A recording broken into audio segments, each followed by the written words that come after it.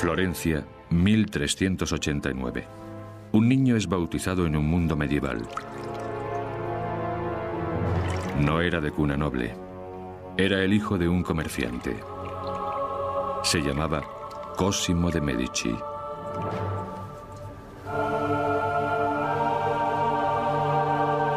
Partiendo de orígenes humildes, su familia buscaría poder e influencia.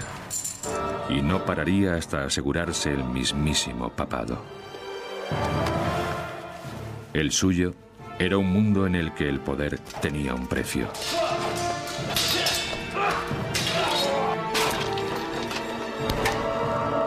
Intriga, crimen, asesinato y guerra. Pero la ciudad de Florencia rebosaba también creatividad. Y para mayor gloria de la familia, los Medici protegerían y pagarían a los artistas y pensadores más importantes de su época.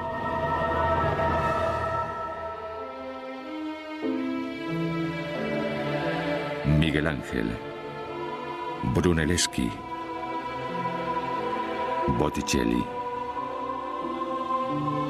Leonardo, Galileo. Una explosión de ideas que haría añicos el mundo medieval y resonaría a lo largo de los siglos en una única palabra: Rinascimento, resurgimiento, renacimiento. Tras él estuvieron los Medici, padrinos del Renacimiento. El nacimiento de una dinastía.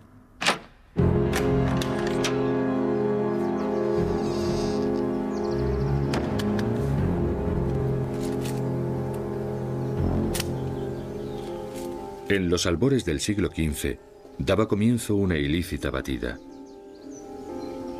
Unos hombres registraban Europa en busca de un tesoro. En algún lugar de los confines de la Santa Iglesia se hallaba su premio. No eran las reliquias incrustadas de joyas ni los iconos sagrados de la cristiandad medieval.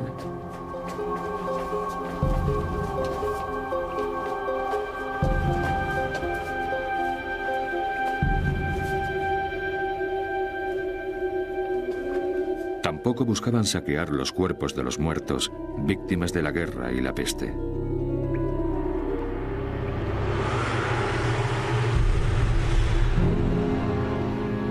Oculto en las más oscuras criptas de la iglesia, se hallaba un premio mucho más antiguo y preciado, y a veces más peligroso.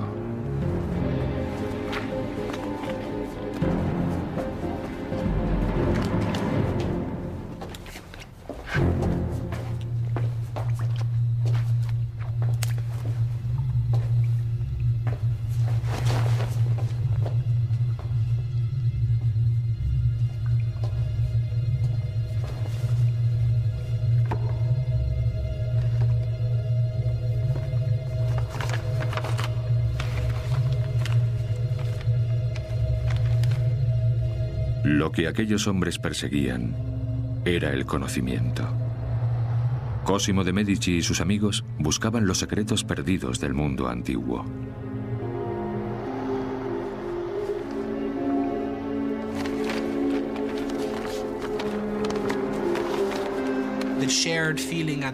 Compartían la sensación de la época, que los logros de los clásicos en muchos campos, desde filosofía hasta arquitectura, de retórica a escultura, no se habían superado.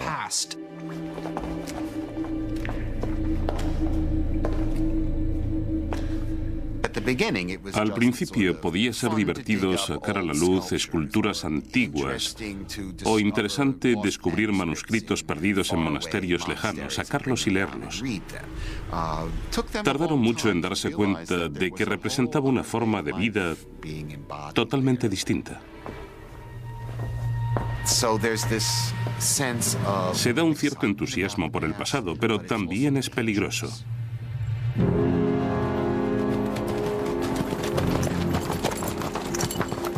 Desde toda Europa, el conocimiento antiguo se recupera en Florencia, la ciudad que vio nacer a Cosimo.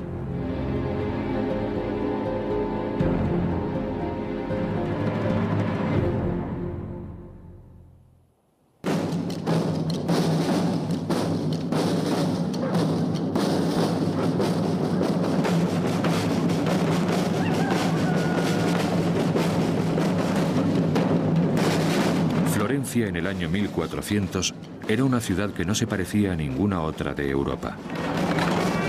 Aquel importante centro de comercio en el corazón de la Toscana era una república en la que las familias poderosas se disputaban el control político.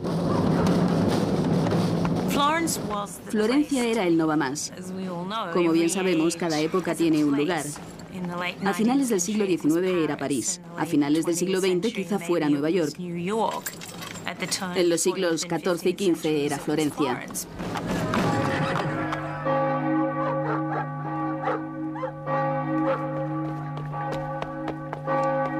En una bocacalle de la Piazza, la plaza principal, una ambiciosa familia intentaba hacerse un nombre. El Banco Medici, especializado en operaciones a pequeña escala, surgió en la trastienda de un establecimiento de lanas. El creciente negocio tenía como director al padre de Cosimo, Giovanni de Medici.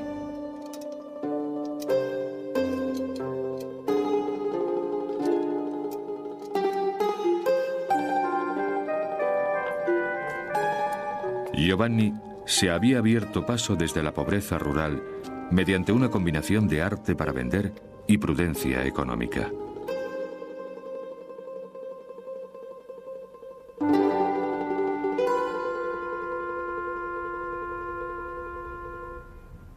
Elegía cuidadosamente a sus clientes. No valoraba solo los beneficios, sino también la lealtad.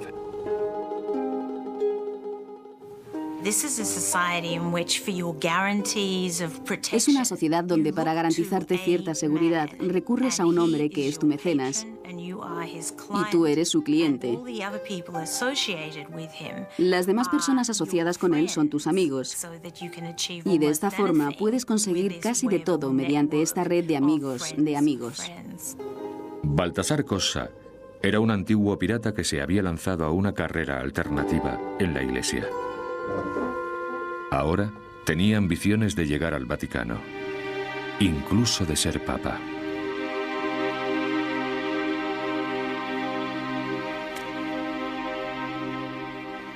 Solo necesitaba financiación. Giovanni sabía que la Iglesia era un caos. El propio papado estaba a disposición de cualquiera. Con el dinero suficiente, hasta Cossa tenía posibilidades de éxito. Giovanni decidió apoyar al insólito forastero. Los Medici prepararon un generoso préstamo. Era un enorme riesgo para su negocio local. La familia respaldó a Cossa durante todo su ascenso en la escala de la Iglesia, de sacerdote a cardenal.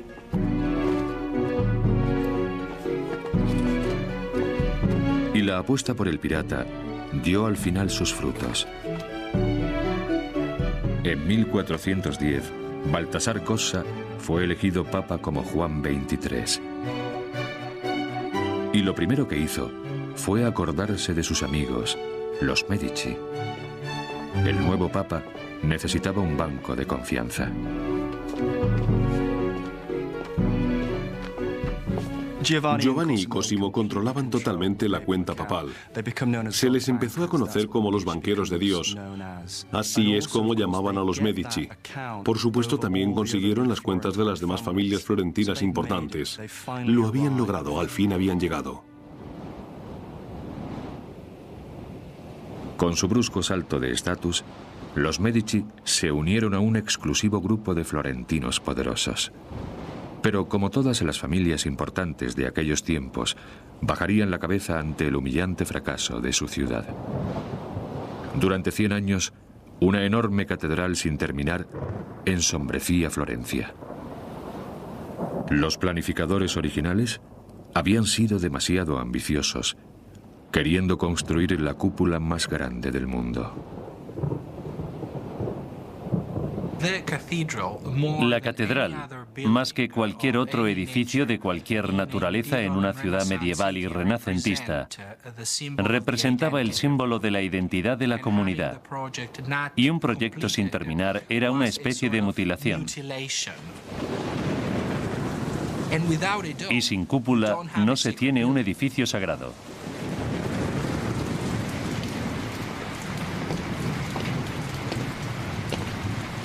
Todo el conocimiento en cuanto a construcción contemporánea se había agotado. Ahora la ciudad buscaba ideas frescas en una nueva generación.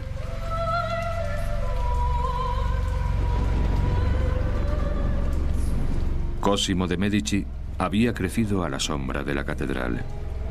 Ahora, él y su padre estaban en el umbral del poder civil.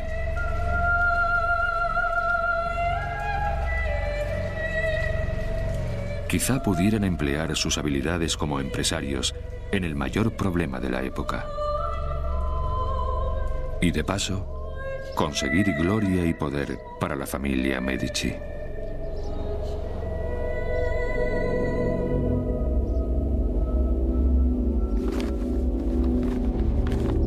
La búsqueda de una solución al problema de la cúpula llevó a los hombres a estudiar los logros del pasado eclesiástico.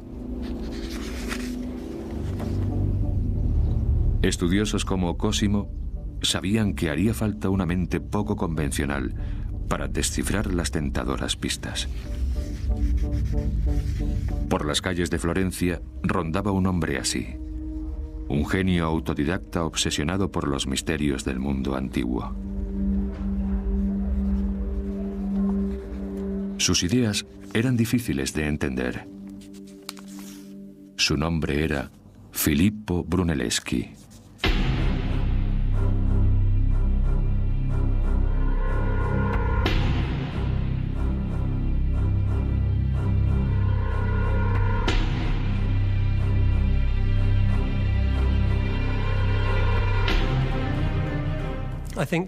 Creo que hoy en día la gente es reticente a utilizar la palabra genio, pero me parece muy adecuada en el caso de Brunelleschi. Sin embargo, como muchos genios, no era una persona a la que uno tuviera ganas de conocer. El estilo de Brunelleschi era poco ortodoxo y le costó muchas enemistades. Tuvo numerosas discusiones con los llamados padres de la ciudad. En una ocasión fue literalmente expulsado del Palacio de Gobierno, a la fuerza, porque perdió los estribos y al parecer insultó a los presentes, que no estaban dispuestos a consentirlo y le echaron.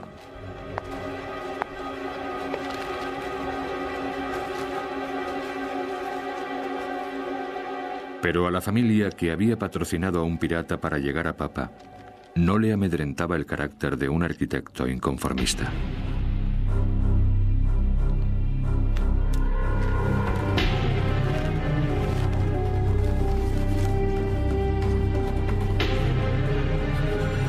En los Medici, Brunelleschi había encontrado unos mecenas deseosos de apostar por sus ideas.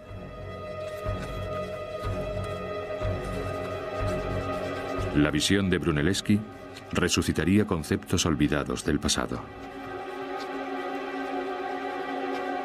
Y en 1419, un nuevo orfanato de Florencia se convertía en escaparate de sus ideas y de la ambición de los Medici.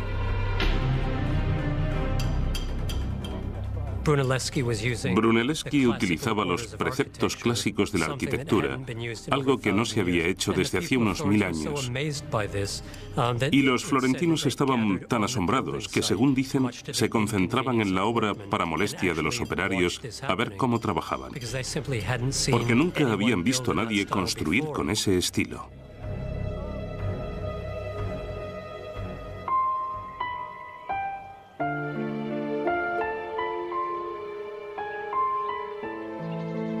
Fue la primera vez que se utilizaban columnas de verdad como soporte de estructura desde los días de la antigua Roma. De la mente turbulenta de Brunelleschi había surgido una visión de simplicidad clásica.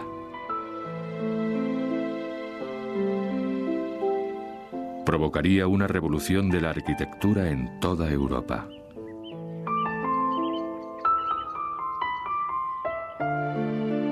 Innovación y ambición iban de la mano. Para los Medici, solo era el principio. Brunelleschi era el arquitecto de la casa. Estaban muy unidos. Había una clara concordancia entre lo que Cosimo quería y lo que Brunelleschi podía darle, y se trataba básicamente de recrear una gran ciudad clásica del estilo de Roma.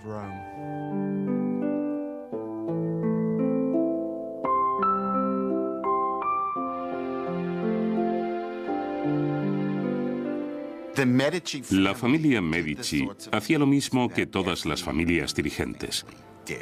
Intentar conseguir poder mediante acuerdos públicos y privados y luego promover su imagen en el resto del mundo, a través del arte y la literatura, y haciendo que se escribiera sobre ellos. Eran mecenas de cosas que sirvieran a sus propósitos.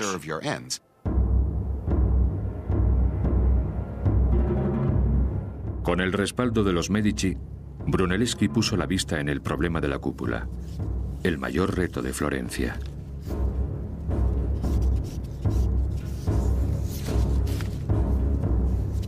Brunelleschi se puso manos a la obra.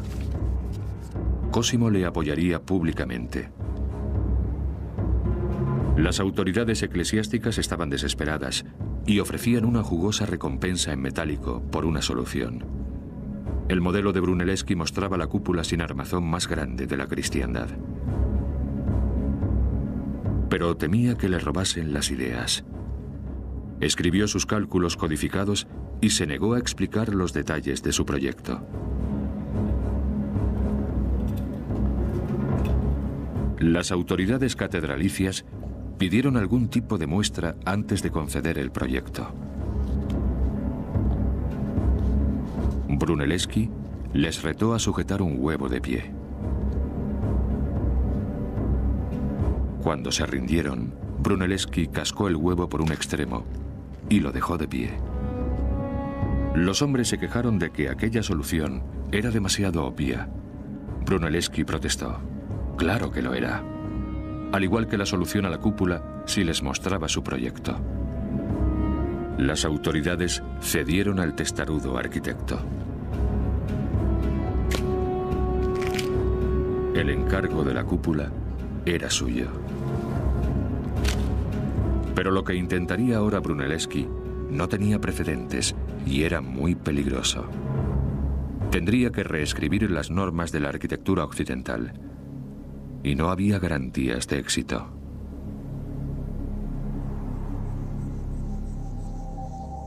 Para inspirarse, Brunelleschi acudió a la mayor civilización del mundo antiguo. Y en el despertar de Brunelleschi estuvo Cosimo, el banquero papal, ansioso por ver las cosas con sus propios ojos. En la antigua Roma, los hombres habían construido maravillas arquitectónicas. Edificios como el Panteón, la Casa de los Dioses, la cúpula sin armazón más grande del mundo. Uno de los edificios más fascinantes de la antigua Roma era sin duda el Panteón. Durante mucho tiempo, fue uno de los edificios más fascinantes en la imaginación colectiva del mundo occidental. Era algo que había que absorber, que asimilar con el fin de adecuar las técnicas de construcción, pero también el sentimiento que expresaba la cúpula. Brunelleschi halló valiosas pistas en el diseño del Panteón. Quería descubrir no solo sus proporciones, sino también los pormenores de cómo se había construido. Lo que sorprendía en especial a los contemporáneos era el tamaño de la cúpula y el hecho de ser una de las pocas cúpulas completas que había sobrevivido desde los tiempos antiguos.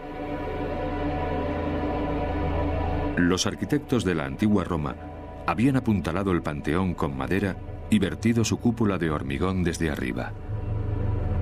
Pero no había madera suficiente en toda la Toscana para construir un andamiaje en el interior de la Catedral de Florencia. La cúpula de Brunelleschi tendría que sostenerse por sí misma durante el proceso de construcción. Hasta la receta del hormigón se había perdido desde la caída de Roma. Pero gracias a un estudio intensivo, el Panteón dio pistas a Brunelleschi.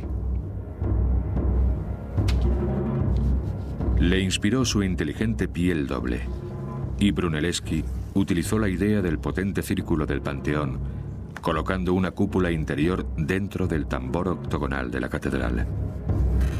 Unos anillos de piedra arenisca sujetarían la estructura como si fuera un barril.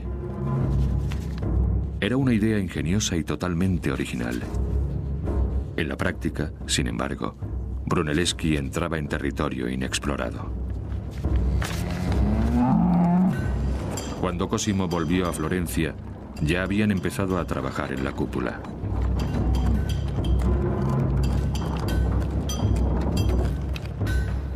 Se oían los martillos. Los trabajadores estaban en la calle, convocados por las campanas que les sacaban de la cama.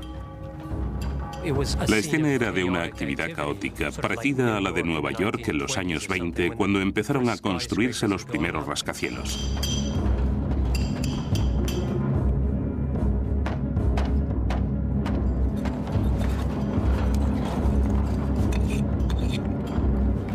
Brunelleschi nunca había construido aplicando sus propias ideas. Los trabajadores almorzaban en lo alto de la cúpula, porque si bajaban a mitad del día a comer, cuando quisieran llegar arriba de nuevo estarían agotados por los 350 o 400 peldaños que tenían que subir.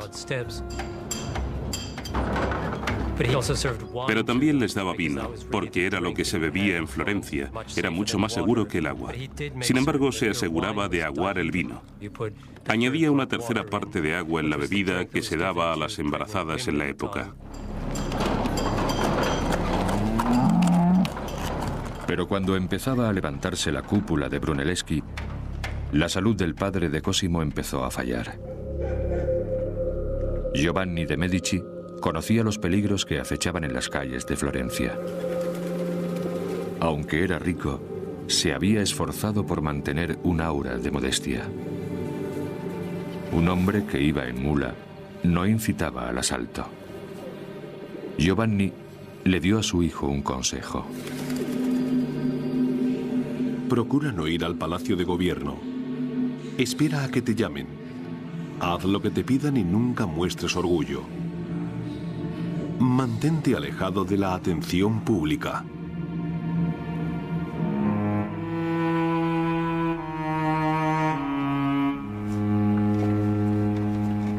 En 1429, Giovanni de Medici murió.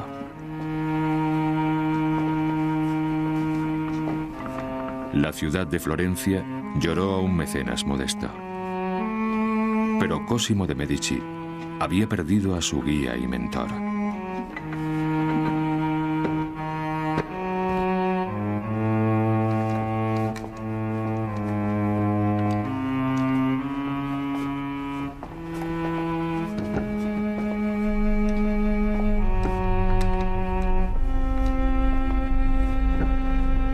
La costumbre local dictaba que el cadáver de Giovanni pasase a través de la pared de su casa. La pared quedaba sellada tras él.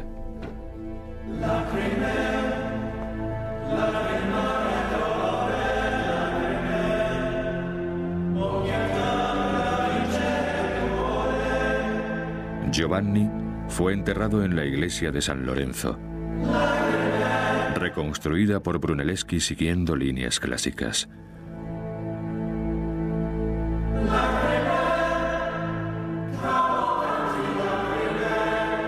Ahora era un templo espléndido en honor de los Medici.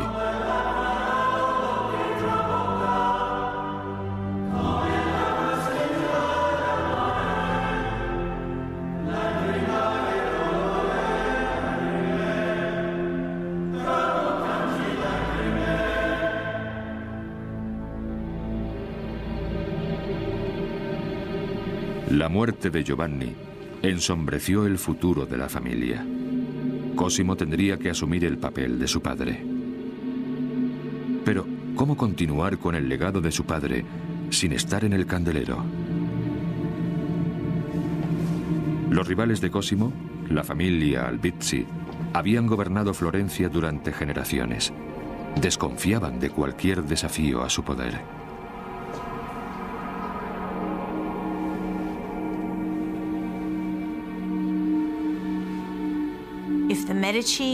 Si los Medici y sus seguidores tenían más autoridad, los Albizzi y los suyos tendrían menos autoridad. Ambos grupos no podían ganar. Uno tenía que irse. Una lucha entre familias rivales no solo pondría en peligro el futuro de la dinastía Medici. Además, amenazaría con arrastrar a Florencia de vuelta al mundo de la Edad Media.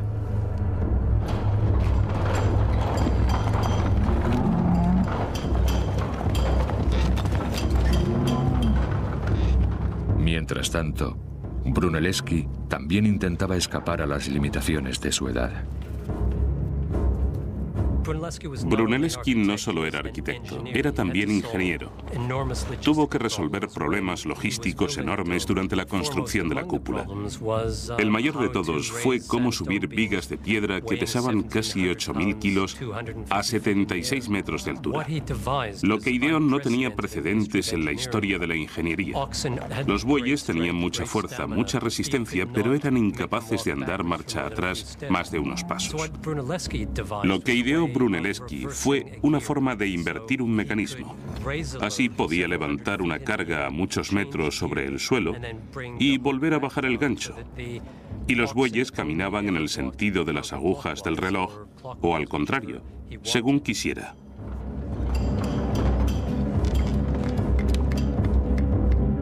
Pero nadie garantizaba que el intrincado diseño de Brunelleschi funcionase. La ciudad de Florencia estaba nerviosa. Y nadie más que Cosimo, cuyo mecenazgo de Brunelleschi era bien conocido. Nada complacería más a los enemigos de Cosimo que ver fracasar a Brunelleschi.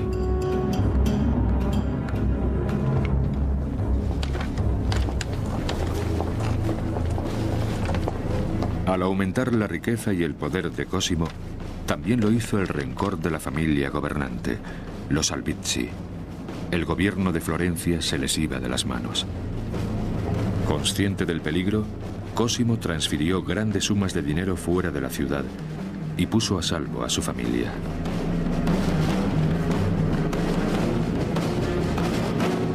Florencia siempre se construyó alrededor de familias extensas y poderosas que gobernaban la ciudad. Para los Albizzi, que los Medici se pusieran por delante de ellos en ese sentido, suponía un golpe tremendo. Por tanto, estamos en un momento crucial donde las luchas internas se ponen muy feas. En momentos de lucha política intensa, como ocurría en Florencia entre 1420 y 1430, todo estaba permitido. Sobornabas, matabas, intimidabas, para ganar amigos y personas con influencias. El 7 de septiembre de 1433, Cosimo fue llamado al Palacio de Gobierno.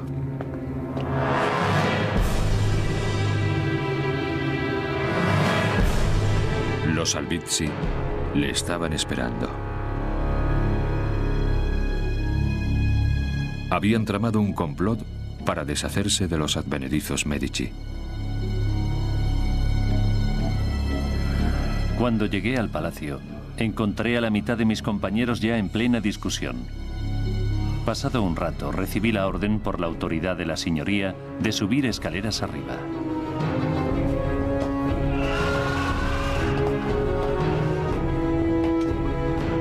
Cosimo corría ahora un grave peligro. Hasta el consigliere de la familia había sido torturado para obtener de él pruebas contra los Medici.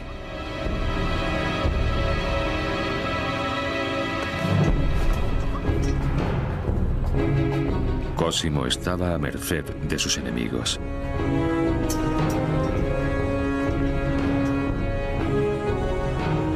Fui conducido por el capitán de la guardia a la celda conocida como la barbería.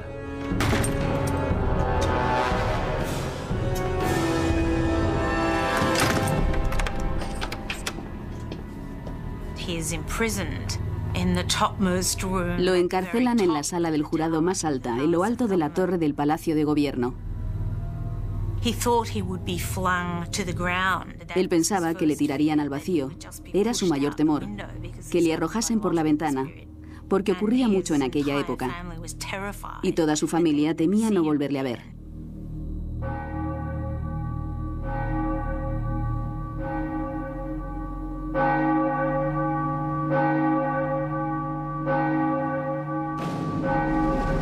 Pero en una república, ni siquiera los Albizzi podían decidir el destino de un ciudadano de Florencia. Necesitaban el consentimiento del pueblo. Se convocó un referéndum para decidir el futuro de Cosimo. Los Albizzi contrataron soldados para guardar la piazza. Los amigos de Cosimo fueron literalmente excluidos.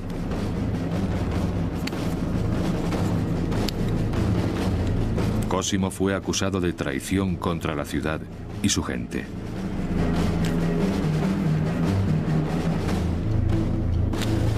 Se sometió a votación.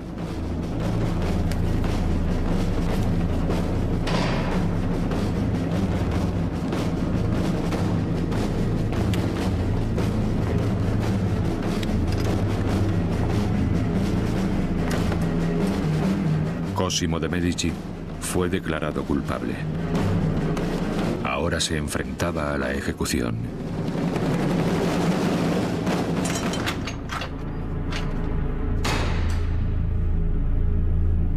Pero Cosimo tenía amigos hasta en el campo enemigo. Desde su celda organizó una negociación secreta de su vida. El dinero compró su libertad. Posiblemente la razón de conservar la vida fuese que, como dice en sus memorias, pagó a sus carceleros un importante soborno por dejarle en libertad. Tenían poca voluntad. Podrían haber pedido 10.000 o más por mi seguridad.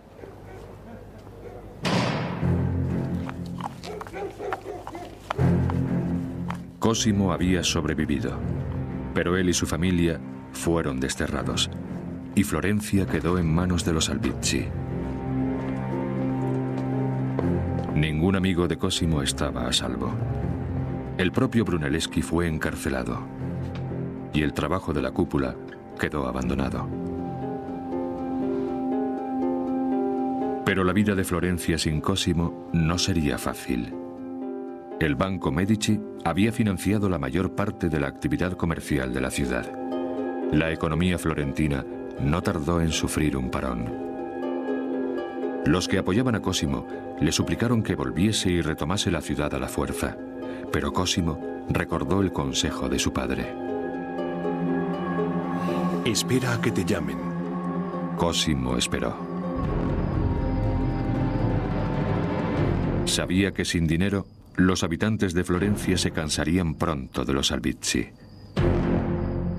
Estaba en lo cierto. En un año, los Albizzi habían perdido el control de la ciudad y se pusieron en contra de la gente. Atacaron el Palacio de Gobierno, pero el capitán de la guardia de la ciudad, leal amigo de los Medici, les detuvo.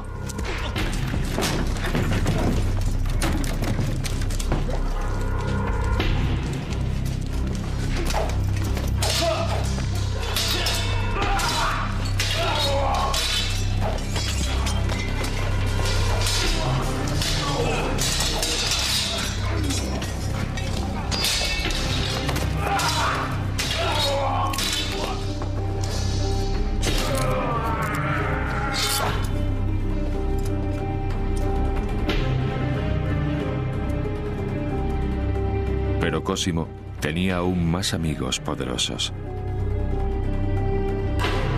Llegaron a Florencia representantes del Papa. Esta vez, los Albizzi habían ido demasiado lejos. El exilio de Cosimo llegaba a su fin.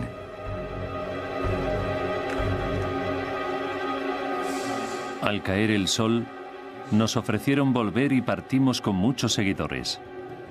La gente abarrotaba la piazza y en el palacio había muchos hombres armados como medida de seguridad. Cuando a Cosimo le ofrecieron el control de la ciudad de Florencia, aceptó modestamente.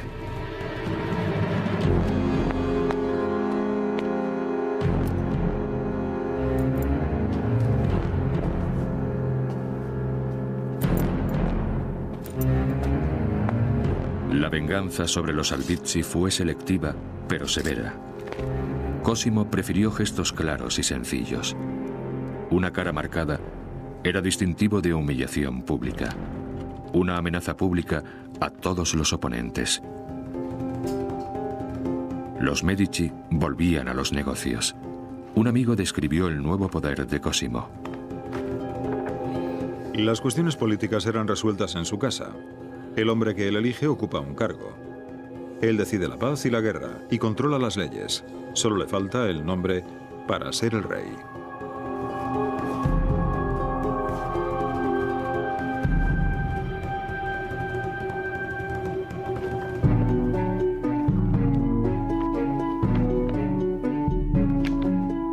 El dinero volvió a inundar Florencia. Brunelleschi llevó de nuevo a sus obreros a la cúpula.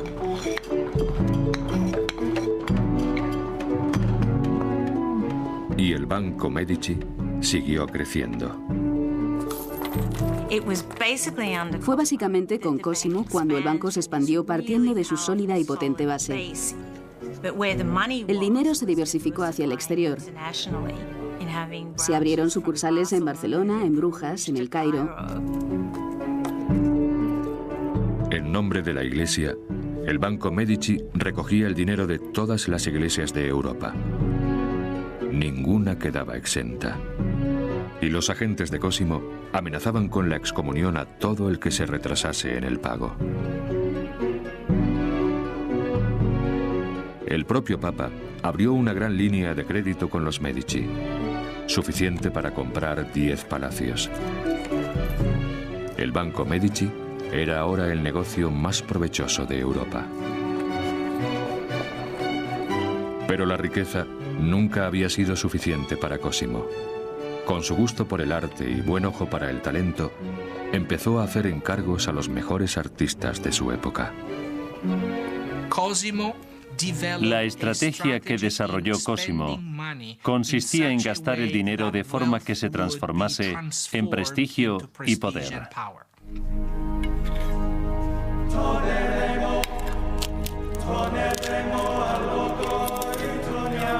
Cosimo de Medici se convirtió en el mecenas más solicitado de Florencia.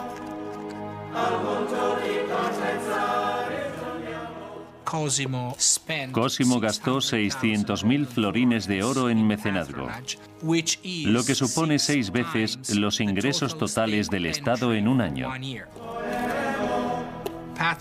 El mecenazgo es magnífico para la producción de arte, pero totalmente irracional desde un punto de vista económico. El mecenazgo es una estrategia política.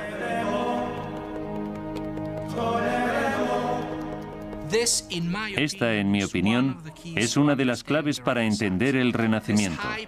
La fuerte competencia política expresada mediante el mecenazgo en una ciudad con semejante potencial artístico dio origen a un mercado de arte sin comparación en cualquier otro lugar de Italia en la época.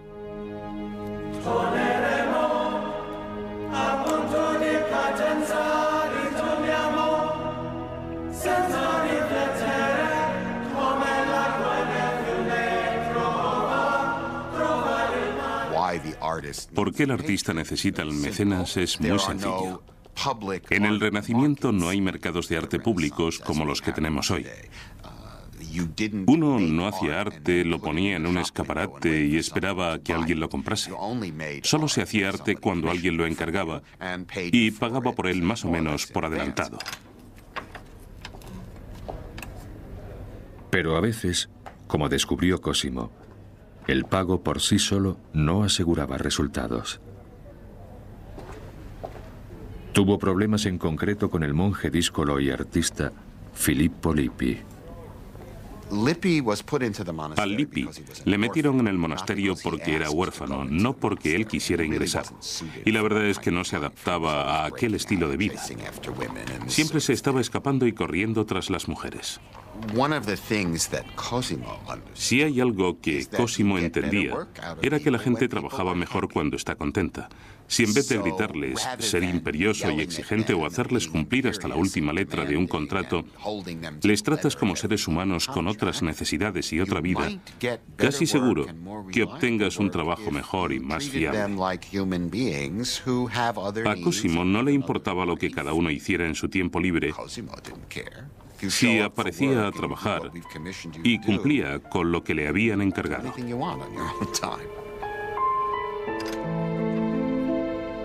Cosimo toleraba a sus caprichosos artistas por su talento. Y sus talentos eran ampliamente reconocidos.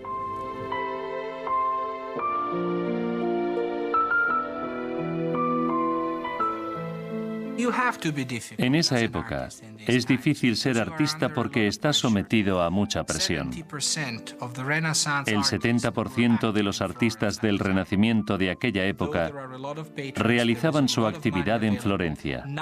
Aunque hay muchos mecenas y mucho dinero disponible, no todos los proyectos concedían el mismo tipo de dignidad y visibilidad al artista, que tiene que autopromocionarse y conseguir cierto nivel de credibilidad y de fama para poder recibir los encargos de los mejores proyectos.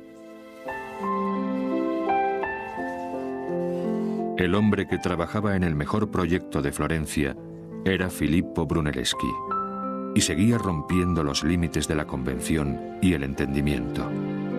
Veía el mundo como ningún otro hombre lo había hecho.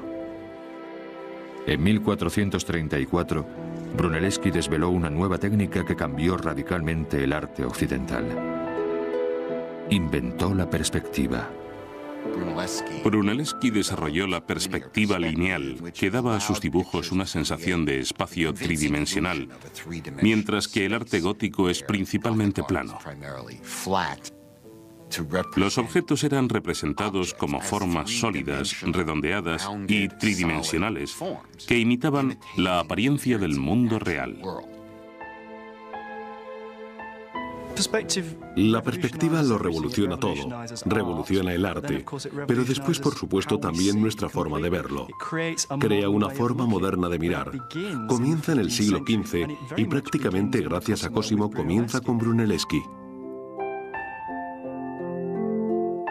Cosimo había ampliado su círculo de amigos radicales. Entre sus favoritos estaba un destacado escultor, Donatello. Cosimo sentía cierto cariño por Donatello. Eran muy buenos amigos. Le empleó en muchos proyectos, pero la relación era más cercana. Había una especie de lealtad personal.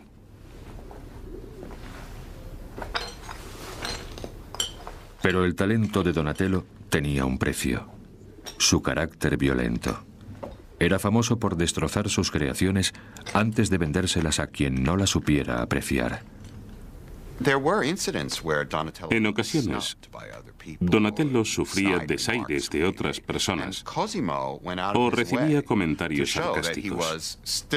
Y Cosimo se desvivía por demostrar que seguía siendo amigo de Donatello y que no le importaban esas cuestiones personales nimias, sino que era un individuo honrado, íntegro y con talento que merecía ser tratado con el máximo respeto.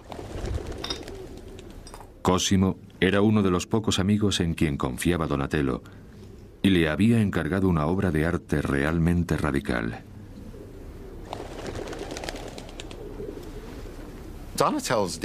El David de Donatello fue una de las obras de arte más revolucionarias del siglo XV, porque fue la primera vez desde los antiguos romanos que alguien intentaba hacer una escultura sin apoyos, en bronce, de un hombre desnudo.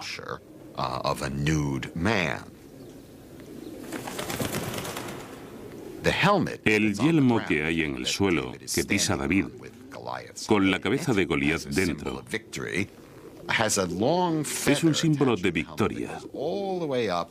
Tiene una gran pluma que sube por el muslo de David y se intuye cierta caricia erótica.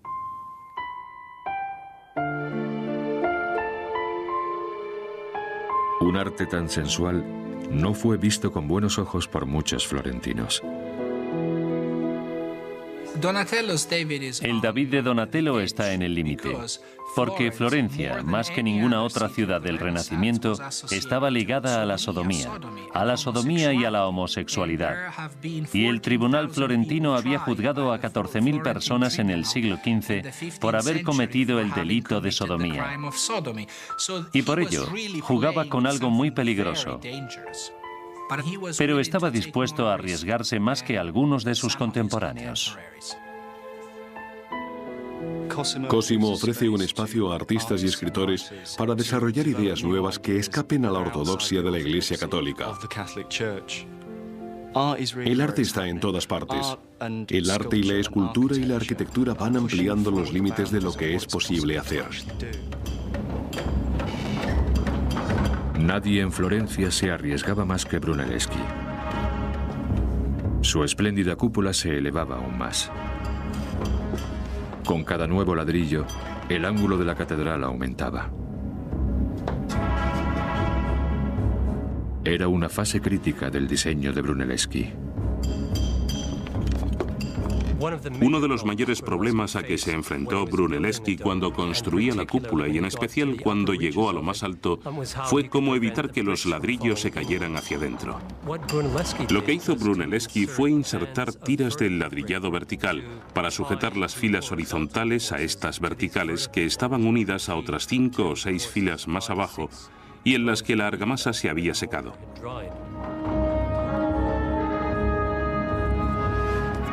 El enladrillado en espiga de Brunelleschi no se había probado antes. El mínimo fallo de cálculo podía acabar en un estruendoso fracaso.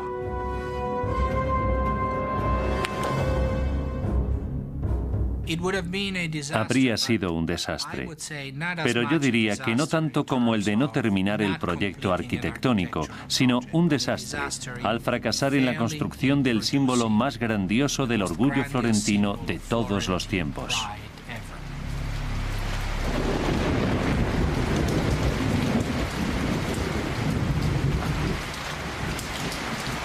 Desde sus mecenas a sus obreros, todos miraban con incredulidad. Brunelleschi tenía que demostrar que llevaba razón. Brunelleschi era una persona muy práctica.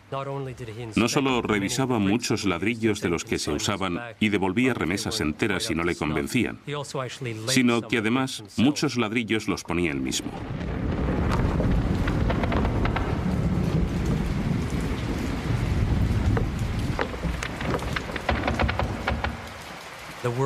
Los obreros no estaban nada seguros de que fuera una posición viable el ponerlos en una bóveda interior curva.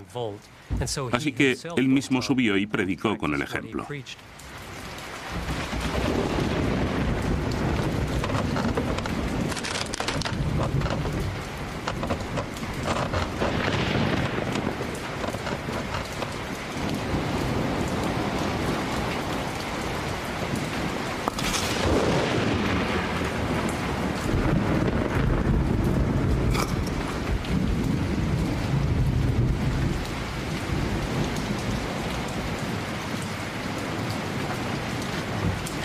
El genio de Brunelleschi desafiaba todas las dudas y los peligros.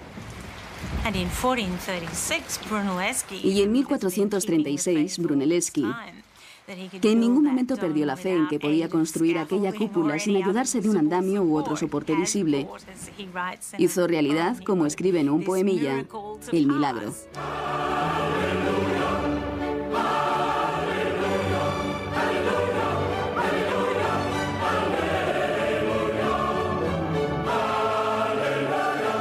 Aquel gran logro reflejaba el ascenso de la familia más poderosa de la ciudad.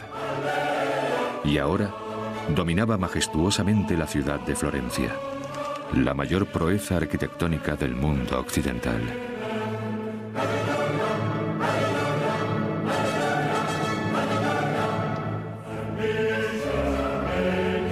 Cosimo disfrutaba de la gloria reflejada en la cúpula e invitó al mismísimo Papa a que la consagrase.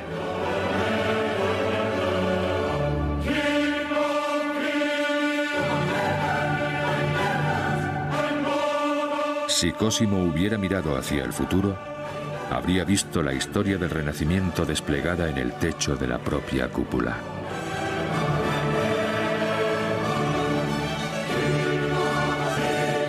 Con un peso de 37.000 toneladas y con más de 4 millones de ladrillos utilizados, la cúpula de Brunelleschi era prueba de que el hombre podía conquistar lo aparentemente imposible.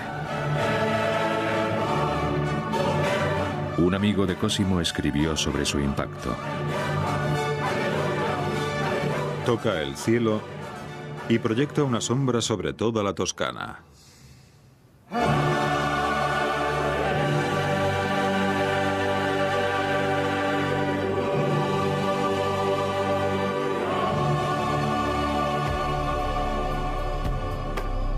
Cosimo no tardó en sacar provecho del triunfo. Organizó un deslumbrante espectáculo internacional, el Consejo de Florencia. Sería una exhibición mundial de la espléndida nueva cúpula y una celebración del arte y la cultura florentinos que habían florecido gracias a Cosimo de Medici. El Consejo reunió a la mayor mezcla de pensadores, artistas, comerciantes y hombres de la Iglesia que había visto el mundo. Pronto se difundió la noticia del nacimiento de una nueva Roma, a orillas del río Arno. En las calles y las plazas, culturas orientales y occidentales se daban la mano. Y financiándolo todo estaba Cosimo de Medici. Lo más interesante que hace es pagar todos los gastos de viaje de toda la gente de lugares exóticos como India y Etiopía. Se envían mensajeros para convocar a personas de esas tierras tan lejanas que son literalmente míticas para los florentinos. Son personajes de leyenda. Los invitados de Cosimo contemplaban maravillados la explosión de arte y cultura a la sombra de la cúpula de Brunelleschi. Cosimo estaba contentísimo. Organizó charlas públicas sobre Platón. Era lo mejor que se podía hacer y también le daba un gran prestigio político. Fue la culminación de todo lo que siempre había querido.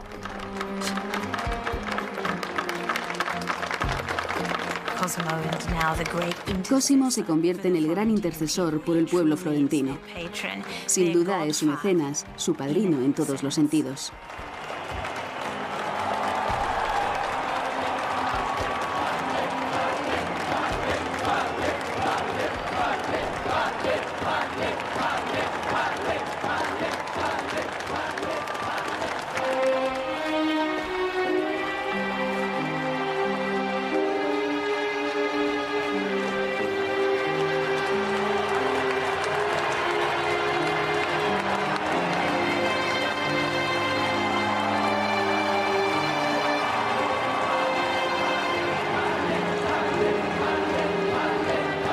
Cosimo había supervisado el triunfo de su ciudad.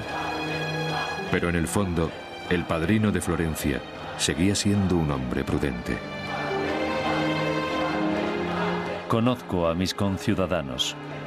Antes de 50 años nos habrán expulsado, pero mis edificios permanecerán.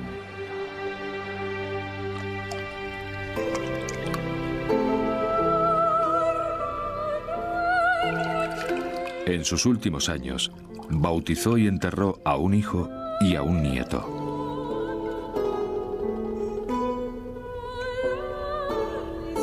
A la muerte de Cosimo, en 1464, la ciudad de Florencia le declaró Pater Patriae, padre de la patria. Pero, ¿quién quedó para encabezar a los Medici? ¿Quién rellenaría el hueco dejado por el padrino del Renacimiento?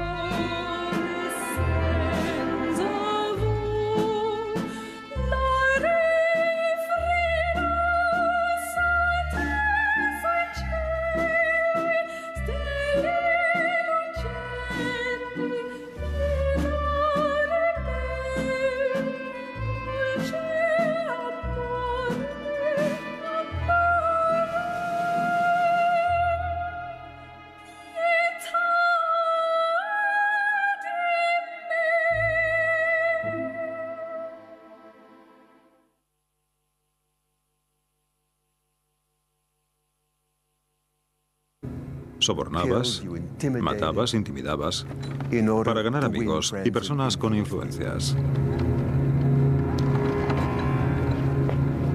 El 7 de septiembre de 1433, Cosimo fue llamado al Palacio de Gobierno.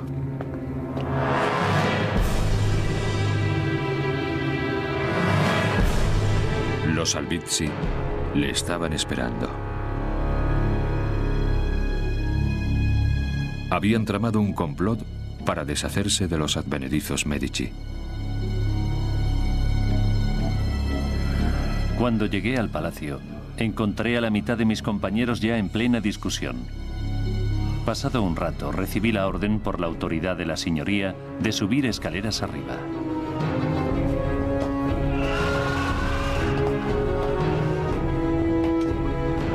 Cosimo corría ahora un grave peligro.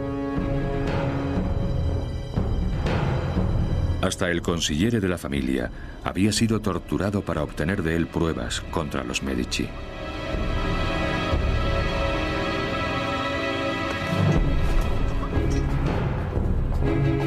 Cosimo estaba a merced de sus enemigos.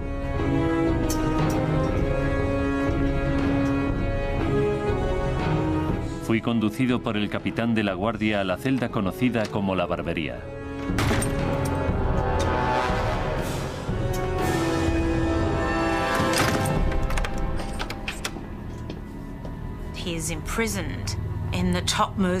Lo encarcelan en la sala del jurado más alta, en lo alto de la torre del Palacio de Gobierno.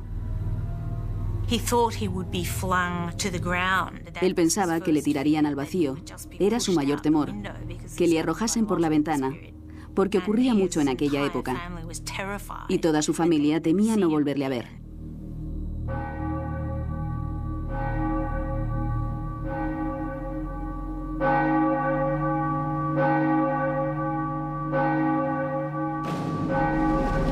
Pero en una república, ni siquiera los Albizzi podían decidir el destino de un ciudadano de Florencia. Necesitaban el consentimiento del pueblo. Se convocó un referéndum para decidir el futuro de Cosimo. Los Albizzi contrataron soldados para guardar la piazza. Los amigos de Cosimo fueron literalmente excluidos.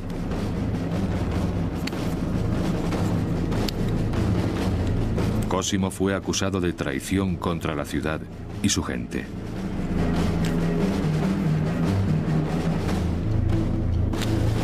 Se sometió a votación.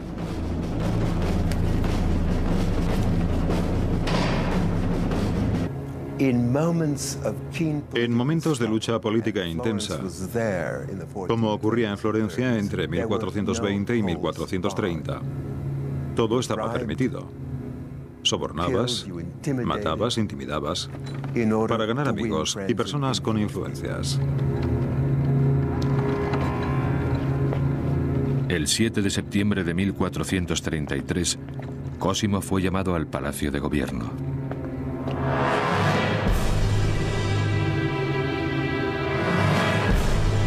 Los Albizzi le estaban esperando. Habían tramado un complot para deshacerse de los advenedizos Medici. Cuando llegué al palacio, encontré a la mitad de mis compañeros ya en plena discusión. Pasado un rato, recibí la orden por la autoridad de la señoría de subir escaleras arriba.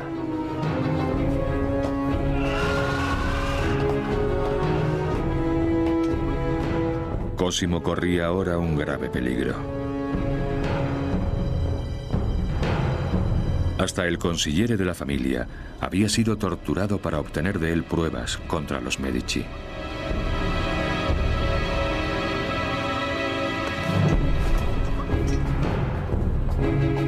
Cosimo estaba a merced de sus enemigos.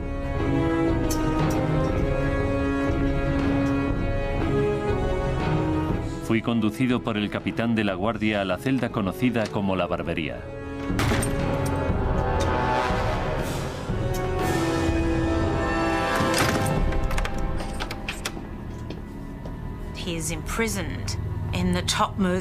Lo encarcelan en la sala del jurado más alta, en lo alto de la torre del Palacio de Gobierno. Él pensaba que le tirarían al vacío. Era su mayor temor, que le arrojasen por la ventana, porque ocurría mucho en aquella época. Y toda su familia temía no volverle a ver.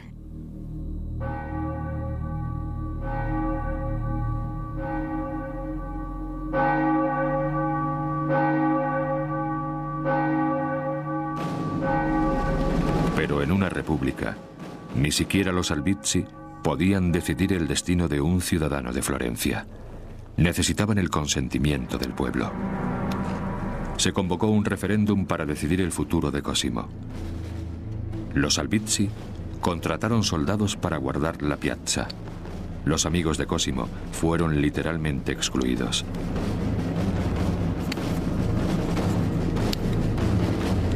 Cosimo fue acusado de traición contra la ciudad y su gente.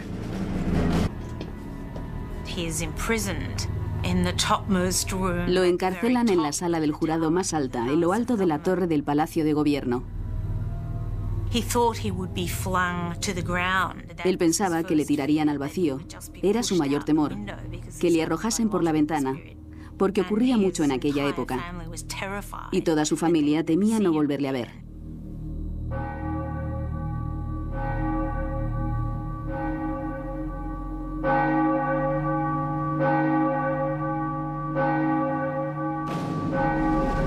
Pero en una república, ni siquiera los Albizzi podían decidir el destino de un ciudadano de Florencia.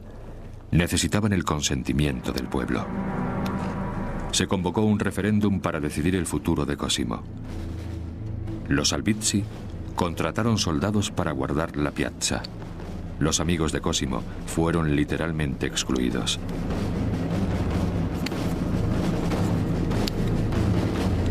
Cosimo fue acusado de traición contra la ciudad y su gente.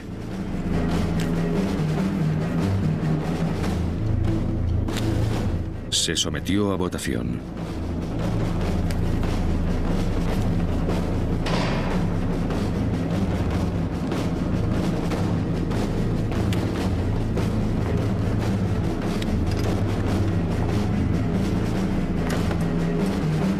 Cosimo de Medici fue declarado culpable.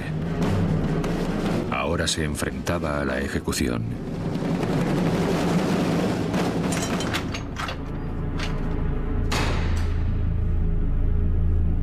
Pero Cosimo tenía amigos hasta en el campo enemigo. Desde su celda, organizó una negociación secreta de su vida.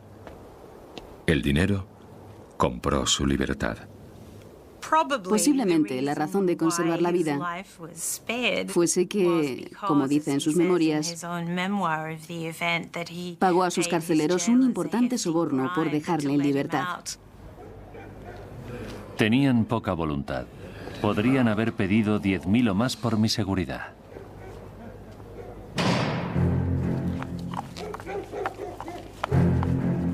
Cosimo había sobrevivido, pero él y su familia fueron desterrados, y Florencia quedó en manos de los Albizzi. Ningún amigo de Cosimo estaba a salvo. El propio Brunelleschi fue encarcelado, y el trabajo de la cúpula quedó abandonado. Pero la vida de Florencia sin Cosimo no sería fácil. El Banco Medici había financiado la mayor parte de la actividad comercial de la ciudad. Formas sólidas, redondeadas y tridimensionales que imitaban la apariencia del mundo real. La perspectiva lo revoluciona todo, revoluciona el arte, pero después, por supuesto, también nuestra forma de verlo. Crea una forma moderna de mirar. Comienza en el siglo XV y prácticamente gracias a Cosimo comienza con Brunelleschi. Cosimo había ampliado su círculo de amigos radicales. Entre sus favoritos estaba un destacado escultor, Donatello. Cosimo sentía cierto cariño por Donatello. Eran muy buenos amigos. Le empleó en muchos proyectos, pero la relación era más cercana. Había una especie de lealtad personal.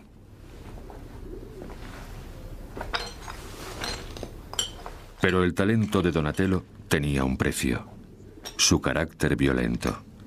Era famoso por destrozar sus creaciones antes de vendérselas a quien no las supiera apreciar. En ocasiones, Donatello sufría desaires de otras personas o recibía comentarios sarcásticos. Y Cosimo se desvivía por demostrar que seguía siendo amigo de Donatello y que no le importaban esas cuestiones personales nimias, sino que era un individuo honrado, íntegro y con talento que merecía ser tratado con el máximo respeto. Cosimo era uno de los pocos amigos en quien confiaba Donatello y le había encargado una obra de arte realmente radical.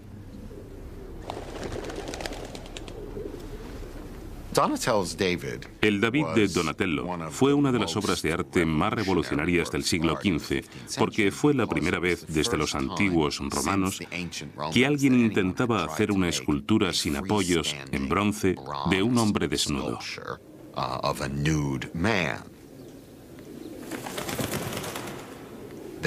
El yelmo que hay en el suelo que pisa David, con la cabeza de Goliat dentro, es un símbolo de victoria.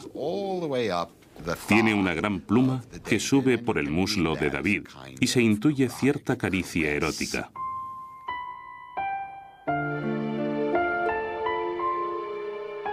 Un arte tan sensual no fue visto con buenos ojos por muchos florentinos. El David de Donatello está en el límite, porque Florencia, más que ninguna otra ciudad del Renacimiento, estaba ligada a la sodomía y a la homosexualidad.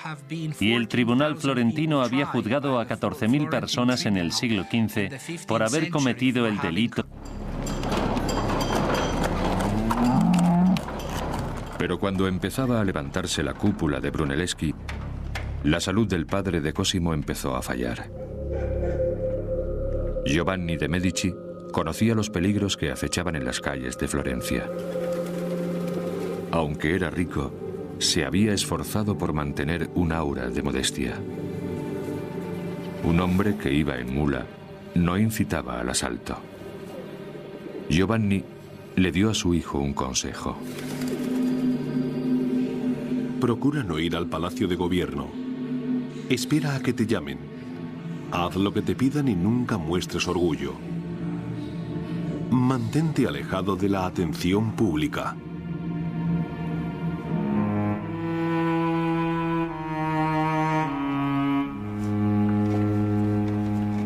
En 1429, Giovanni de Medici murió.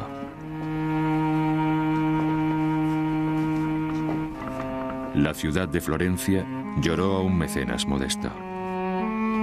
Pero Cosimo de Medici había perdido a su guía y mentor.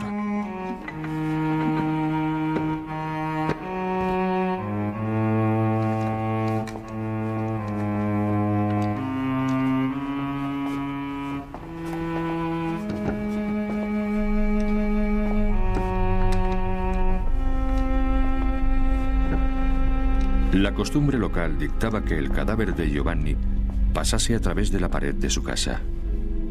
La pared quedaba sellada tras él.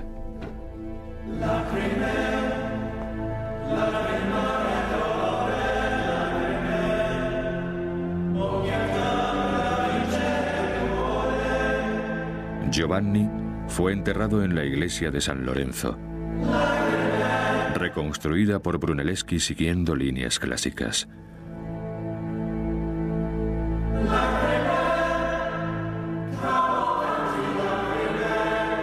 Ahora era un templo espléndido en honor de los Medici.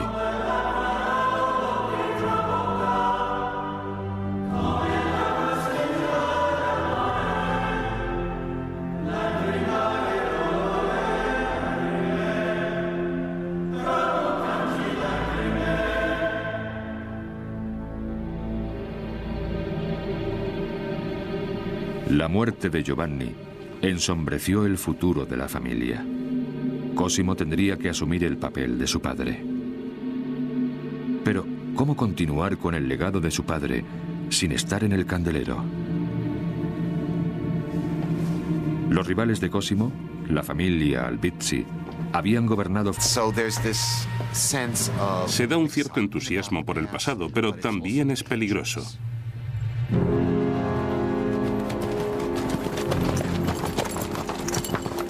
Desde toda Europa, el conocimiento antiguo se recupera en Florencia, la ciudad que vio nacer a Cosimo.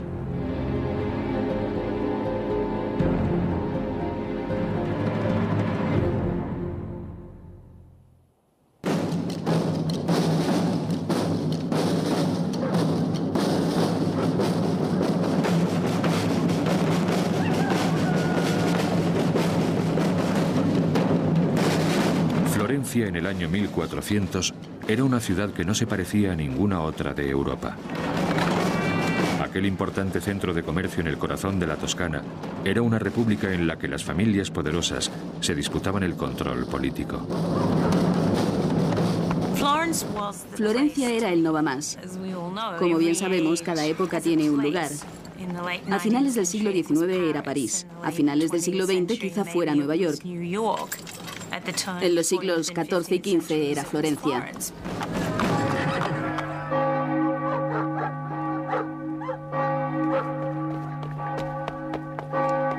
En una bocacalle de la Piazza, la plaza principal, una ambiciosa familia intentaba hacerse un nombre.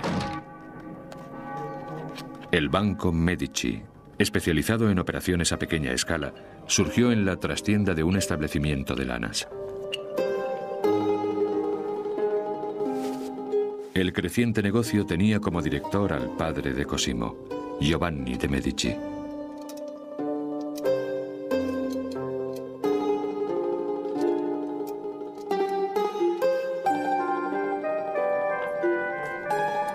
Giovanni se había abierto paso desde la pobreza rural mediante una combinación de arte para vender y prudencia económica.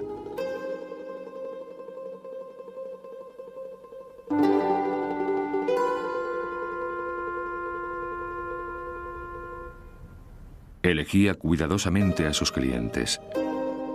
No valoraba solo los beneficios, sino también la lealtad.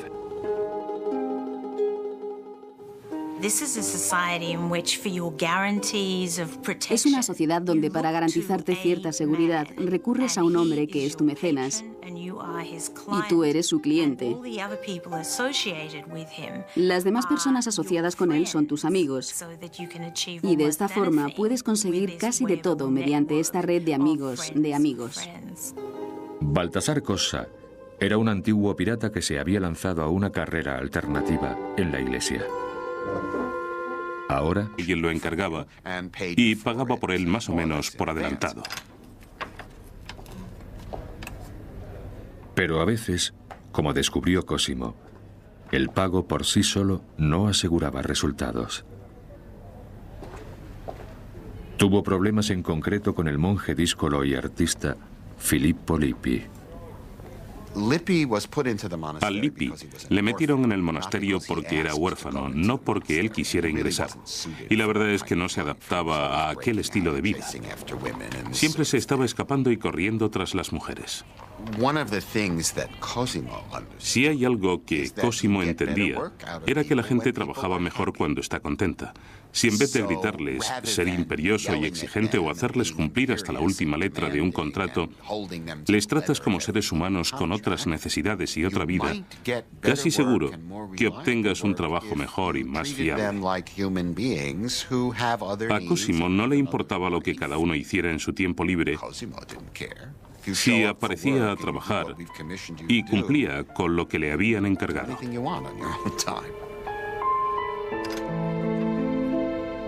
Cosimo toleraba a sus caprichosos artistas por su talento. Y sus talentos eran ampliamente reconocidos.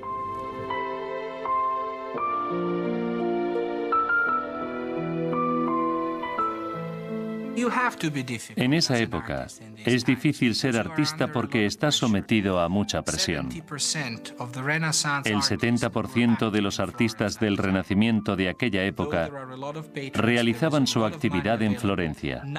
Aunque hay muchos mecenas y mucho dinero disponible, no todos los proyectos concedían el mismo tipo de dignidad y visibilidad al artista, que tiene que autopromocionarse y conseguir cierto nivel de credibilidad y de fama para poder recibir los encargos de los mejores proyectos. El hombre que trabajaba en el mejor proyecto de Florencia era Filippo Brunelleschi, y seguía rompiendo los límites de la convención y el entendimiento. Veía el mundo como ningún otro hombre lo había hecho. En 1434, Brunelleschi desveló una nueva técnica que cambió radicalmente el arte occidental. Inventó la perspectiva. Brunelleschi desarrolló la perspectiva lineal, que daba a sus dibujos una sensación de espacio tridimensional, mientras que el arte gótico es principalmente plano. Los objetos eran representados como formas sólidas, redondeadas y tridimensionales que imitaban la apariencia del mundo real.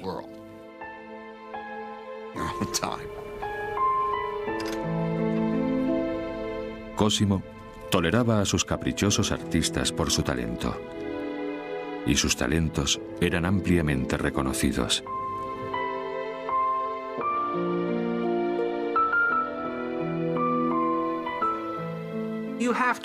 En esa época, es difícil ser artista porque estás sometido a mucha presión. El 70% de los artistas del Renacimiento de aquella época realizaban su actividad en Florencia. Aunque hay muchos mecenas y mucho dinero disponible, no todos los proyectos concedían el mismo tipo de dignidad y visibilidad al artista, que tiene que autopromocionarse y conseguir cierto nivel de credibilidad y de fama para poder recibir los encargos de los mejores proyectos. El hombre que trabajaba en el mejor proyecto de Florencia era Filippo Brunelleschi, y seguía rompiendo los límites de la convención y el entendimiento. Veía el mundo como ningún otro hombre lo había hecho. En 1434, Brunelleschi desveló una nueva técnica que cambió radicalmente el arte occidental. Inventó la perspectiva. Brunelleschi desarrolló la perspectiva lineal, que daba a sus dibujos una sensación de espacio tridimensional, mientras que el arte gótico es principalmente plano. Los objetos eran representados como formas sólidas, redondeadas y tridimensionales que imitaban la apariencia del mundo real. La perspectiva lo revoluciona todo, revoluciona el arte, pero después, por supuesto, también nuestra forma de verlo. Crea una forma moderna de mirar. Comienza en el siglo XV y prácticamente gracias a Cosimo comienza con Brunelleschi. Cosimo había ampliado su círculo de amigos radicales. Entre sus favoritos estaba un destacado escultor, Donatello. Cosimo sentía cierto cariño por Donatello. Eran muy buenos amigos. Le empleó en muchos proyectos, pero la relación era más cercana. Había una especie de lealtad personal.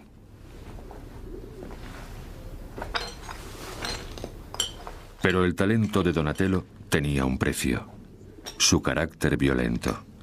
Era famoso por destrozar sus creaciones antes de vendérselas a quien no las supiera apreciar.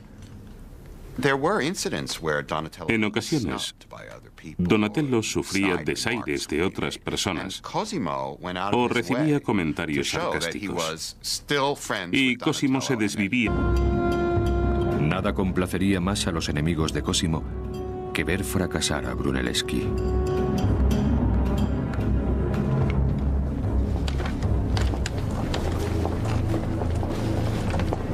Al aumentar la riqueza y el poder de Cosimo, también lo hizo el rencor de la familia gobernante, los Albizzi.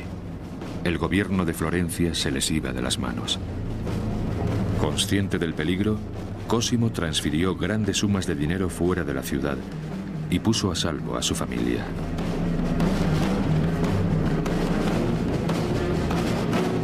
Florencia siempre se construyó alrededor de familias extensas y poderosas que gobernaban la ciudad. Para los Albizzi, que los Medici se pusieran por delante de ellos en ese sentido, suponía un golpe tremendo. Por tanto, estamos en un momento crucial donde las luchas internas se ponen muy feas. En momentos de lucha política intensa, como ocurría en Florencia entre 1420 y 1430, todo estaba permitido. Sobornabas, matabas, intimidabas, para ganar amigos y personas con influencias. El 7 de septiembre de 1433, Cosimo fue llamado al Palacio de Gobierno.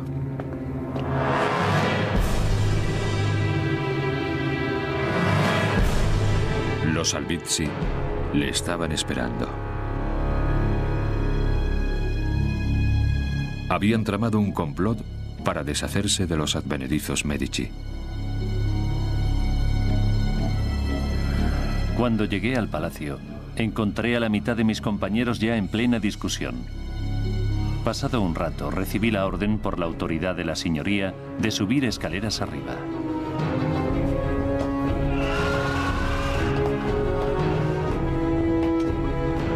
Cosimo corría ahora un grave peligro.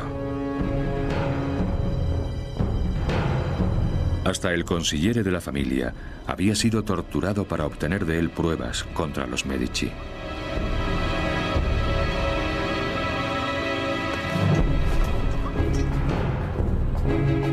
Cosimo estaba a merced de sus enemigos.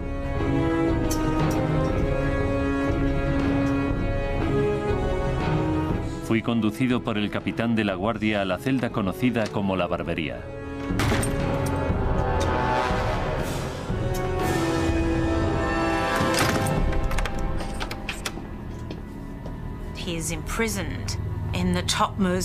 Lo encarcelan en la sala del jurado más alta, en lo alto de la torre del Palacio de Gobierno. Ningún amigo de Cosimo estaba a salvo. El propio Brunelleschi fue encarcelado y el trabajo de la cúpula quedó abandonado. Pero la vida de Florencia sin Cosimo no sería fácil. El Banco Medici había financiado la mayor parte de la actividad comercial de la ciudad. La economía florentina no tardó en sufrir un parón. Los que apoyaban a Cosimo le suplicaron que volviese y retomase la ciudad a la fuerza, pero Cosimo recordó el consejo de su padre. Espera a que te llamen. Cosimo esperó. Sabía que sin dinero, los habitantes de Florencia se cansarían pronto de los Albizzi. Estaba en lo cierto. En un año, los Albizzi habían perdido el control de la ciudad y se pusieron en contra de la gente. Atacaron el Palacio de Gobierno, pero el capitán de la guardia de la ciudad, leal amigo de los Medici, les detuvo.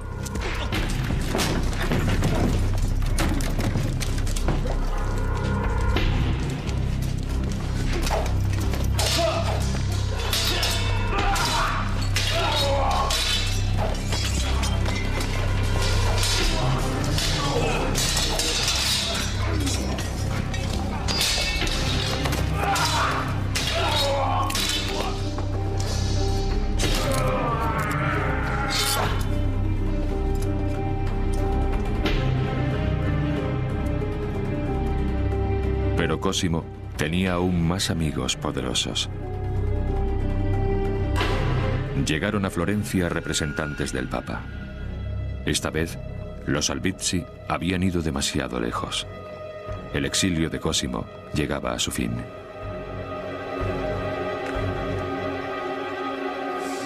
Al caer el sol, nos ofrecieron volver y partimos con muchos seguidores. La gente abarrotaba la piazza y en el palacio había muchos hombres armados como medida de seguridad. Cuando a Cosimo le ofrecieron el control de la ciudad de Florencia, aceptó modestamente.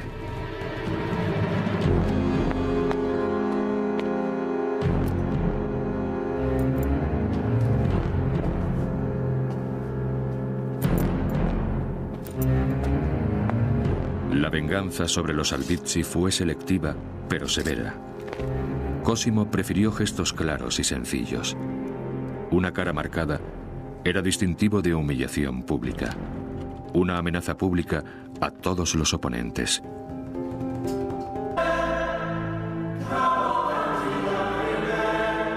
Ahora era un templo espléndido en honor de los Medici.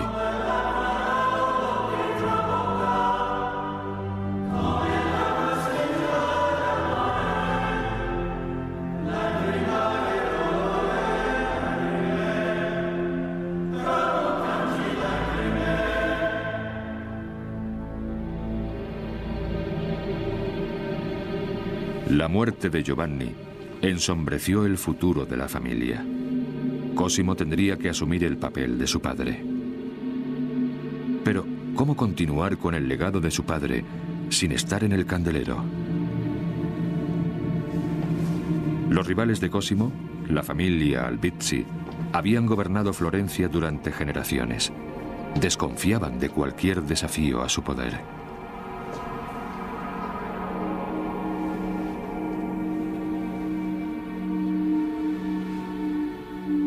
Si los Medici y sus seguidores tenían más autoridad, los Albizzi y los suyos tendrían menos autoridad. Ambos grupos no podían ganar. Uno tenía que irse. Una lucha entre familias rivales no solo pondría en peligro el futuro de la dinastía Medici. Además, amenazaría con arrastrar a Florencia de vuelta al mundo de la Edad Media.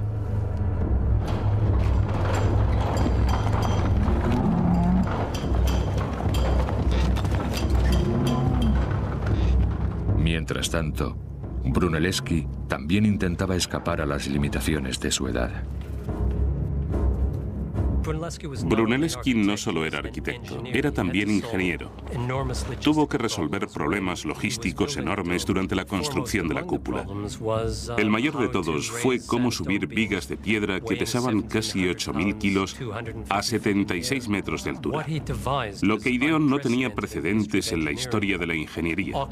Los bueyes tenían mucha fuerza, mucha resistencia, pero eran incapaces de andar marcha atrás más de unos pasos. Lo que ideó Brunelleschi fue una forma de invertir un mecanismo. Así podía levantar una carga a muchos metros sobre el suelo y volver a bajar el gancho. Y los bueyes caminaban en el sentido de las agujas del reloj o al contrario, según quisiera.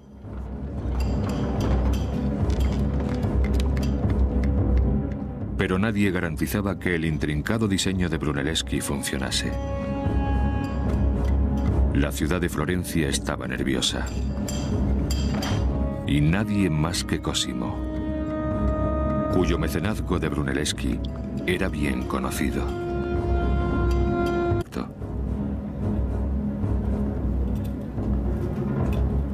Las autoridades catedralicias pidieron algún tipo de muestra antes de conceder el proyecto.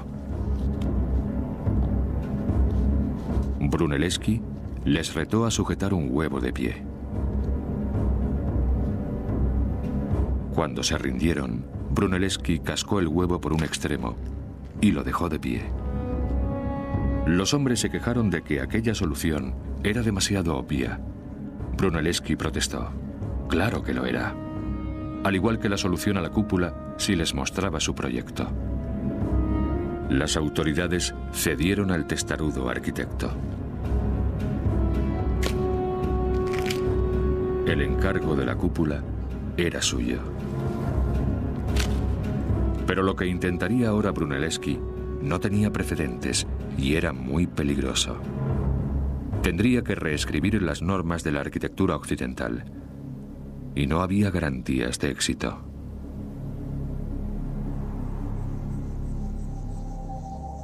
Para inspirarse, Brunelleschi acudió a la mayor civilización del mundo antiguo. Y en el despertar de Brunelleschi estuvo Cosimo, el banquero papal, ansioso por ver las cosas con sus propios ojos. En la antigua Roma, los hombres habían construido maravillas arquitectónicas. Edificios como el Panteón, la Casa de los Dioses, la cúpula sin armazón más grande del mundo. Uno de los edificios más fascinantes de la antigua Roma era sin duda el Panteón. Durante mucho tiempo, fue uno de los edificios más fascinantes en la imaginación colectiva del mundo occidental. Era algo que había que absorber, que asimilar con el fin de adecuar las técnicas de construcción, pero también el sentimiento que expresaba la cúpula. Brunelleschi halló valiosas pistas en el diseño del Panteón. Quería descubrir no solo sus proporciones, sino también los pormenores de cómo se había construido. Lo que sorprendía en especial a los contemporáneos era el tamaño de la cúpula y el hecho de ser una de las pocas cúpulas completas que había sobrevivido desde los tiempos antiguos.